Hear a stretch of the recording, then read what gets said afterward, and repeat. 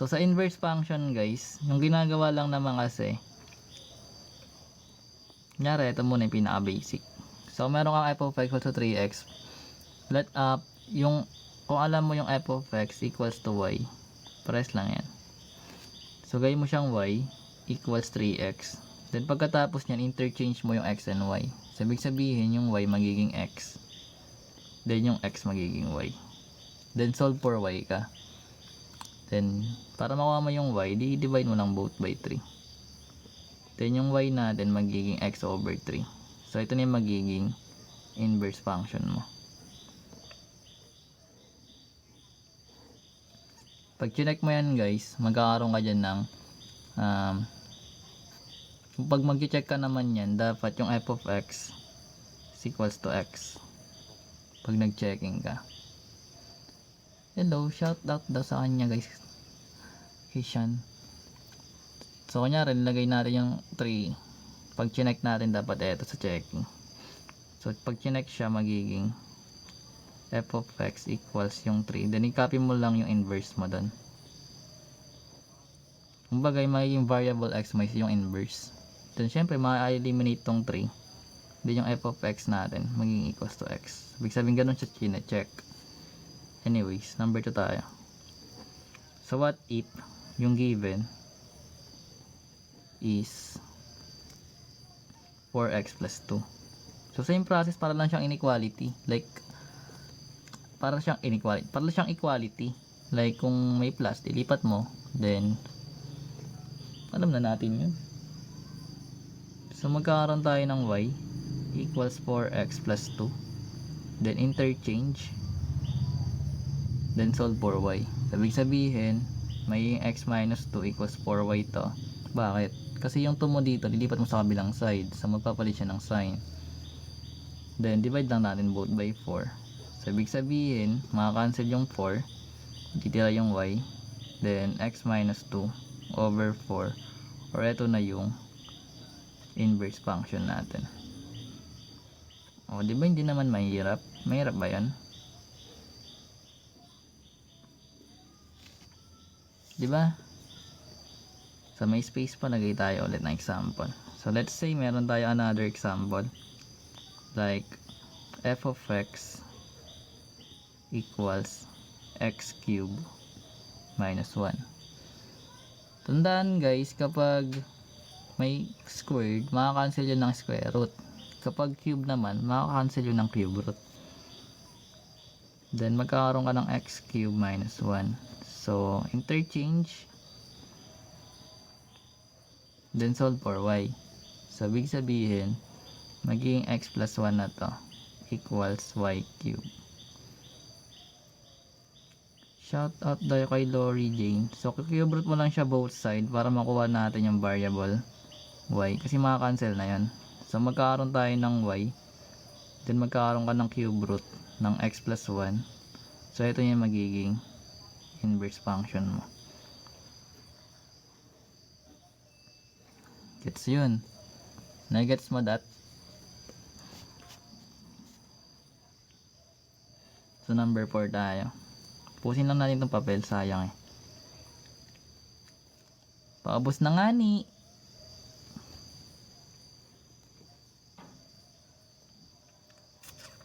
So kunyari ito naman guys, f of x equals 4 over x. So same process lang yan, ganun lang naman yung ginagawa. So ibig sabihin magiging y equals 4 over x, then interchange mo lang, magiging 4 over y, then solve for y. So para makuha natin yung y, cross multiply mo siya, or multiply mo siya both side by y, kasi may denominator. So y times x, xy, then yung y natin makakancel yan na matitirang 4.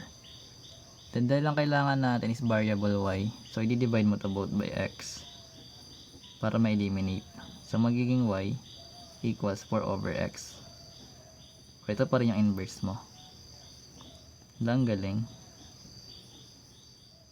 Ba't parehas lang? Check natin. So pag chinek natin guys, so yung f of x natin, that is 4 over x. So papalitan natin to ng inverse, that is 4 over x din. So remember, eto magiging 4 times x, then 4 yung denominator. So makakancel siya. Basta bahala kayo niya kung hindi nyo naiintindihan, pero ganyan yung ginagawa.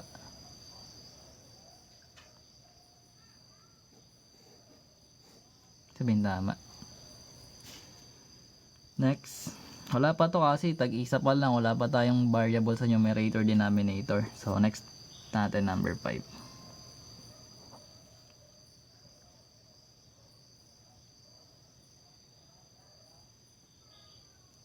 Ito, let's say meron tayong f of x. Dito guys, so may mga given dito sa YT. Baka mahanap nyo yung hinahanap nyo. Pares lang yan ng profile tsaka ng pangalan. Then subscribe na kayo syempre. Dadaan na lang din naman kayo dun eh. Di pindutin nyo na yung subscribe.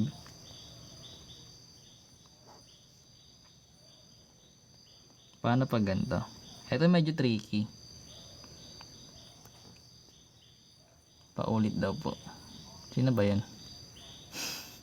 Shoutout daw kay Lori Jane. Kung sino man yan. Yan. So ito guys yung given. So pag ganito naman yung given, medyo tricky to kasi hindi ko alam kung paano. Pero kung naintindihan mo naman yung i-explain ko ngayon, hindi ka na malilito yan. So remember, magkakaroon ka lang ng y. Then 3x plus 4 over 2x minus 3. Then interchange x and y.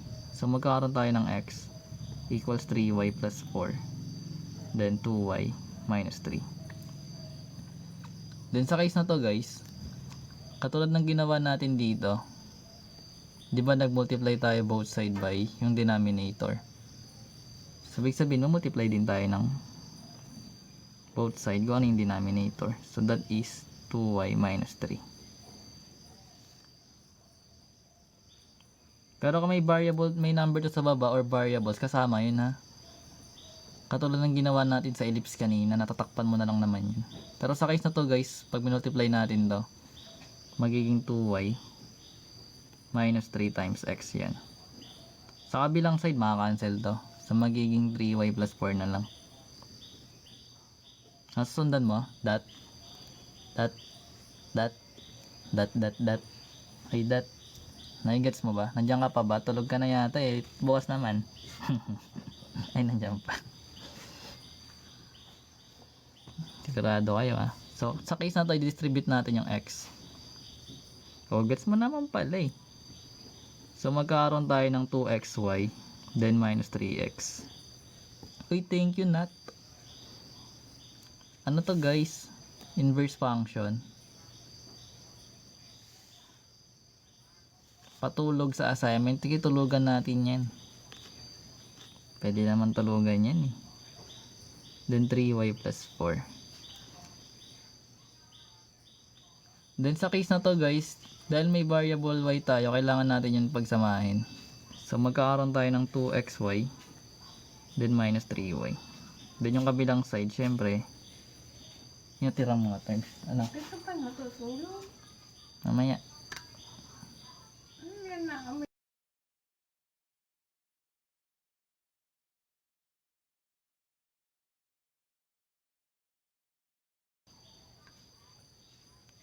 So ayan na. Then factor out natin yung y. So magkakaroon tayo na ng y kasi may pare silang y at kailangan natin kunin yung variable y. So magkakaroon tayo ng 2x then minus 3. Then 4 plus 3x. Then divide lang natin yung both side by 2x minus 3. Then meron na tayong cancel na to eh. So matitira is y equals yung 4 plus 3x over 2x minus 3. Ito na yung magiging inverse function mo.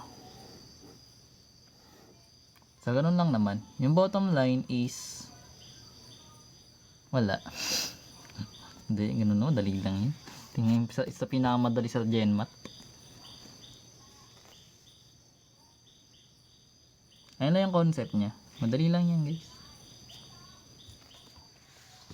Ayun na, may maganda ng sulat ko guys. So pag mabagal yung pagsusulat ko, ang ganda ng sulat ko guys. Gets na yun, madali lang yan. Limit. Sa limit naman, ano ba meron sa limit? Wait lang. Papiyaw lang. Papiyaw lang sa limit. Tulog na tayo, 2 hours na ako nagla-live. Oh. Paano ulit yan may variable sa ilalim ng x? Cross multiply lang yan, then distribute. Saan na ba yun? Ano ba yun? Nawala ka agad. Oo, nilagay yun. Nawala. Dapat na lang yun, hindi ko pinagsasama sa... Anong cross multiply mo lang yun, then ano? Then... ay, ito.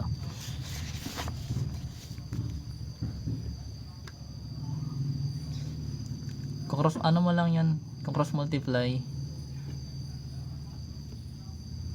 then ayun, magiging eto kasi ito mo multiply mo to dito eh, makakancel na to sa left. Then yung mga may variable din pagkasamahin mo sa isang side, diba may 3y dito, tapos ito may 2xy, so pagkasamahin mo may variable y, then ipa-factor out mo yun.